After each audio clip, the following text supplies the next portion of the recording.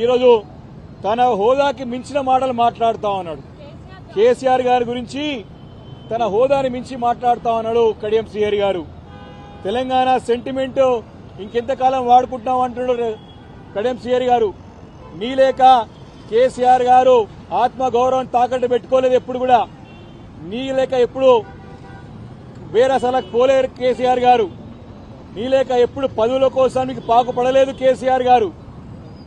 నువ్వు మాట్లాడేటప్పుడు జాగ్రత్తగా మాట్లాడాలని చెప్పేసి నేను కడియం శ్రీహరి గారిని హెచ్చరిస్తా ఉన్నాను.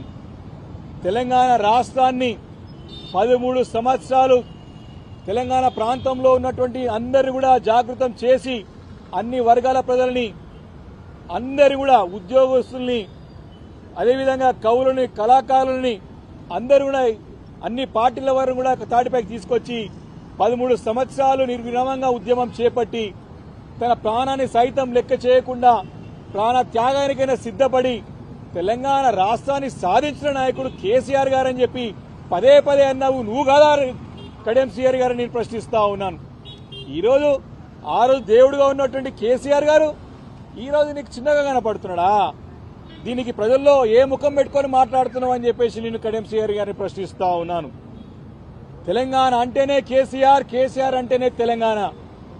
మర్చిపోయినావా కడియం శ్రీహరి గారు అని చెప్పేసి నేను అడుగుతా ఉన్నాను. తెలంగాణ జాతిపిత బరోబర్ తెలంగాణ రాష్ట్రానికి అన్ని వర్గాల ప్రజలు, కులాలు, మతాలు ప్రతి ఒక్కరు కూడా గుండె కత్తుకున్నటువంటి నాయకుడు, ప్రతి ఒక్కరి గుండెల్లో ఉన్న నాయకుడు కేసీఆర్ గారు. చిన్న పిల్లవాడి నుంచి పండు ముసలి వారికి కూడా గుండెలో పెట్టుకుని చూసుకునే నాయకుడు కేసీఆర్ గారు. తెలంగాణ అంటేనే కేసీఆర్, కేసీఆర్ అంటేనే తెలంగాణ అనే సంగతి గుర్తు తెచ్చుకోవాలని చెప్పేసి కూడా కడియం శ్రీహరి గారిని అడుగుతా ఉన్నాను. ఎస్, బరాబర్ ఈ తెలంగాణ జాతి అంతా కూడా కేసీఆర్ గారు వెంబడే ఉంటది. ఈ యొక్క ఎన్నికల్లో గెలుపు ఓటలు మామూలే. అధికారం ఉంటది, పోతది.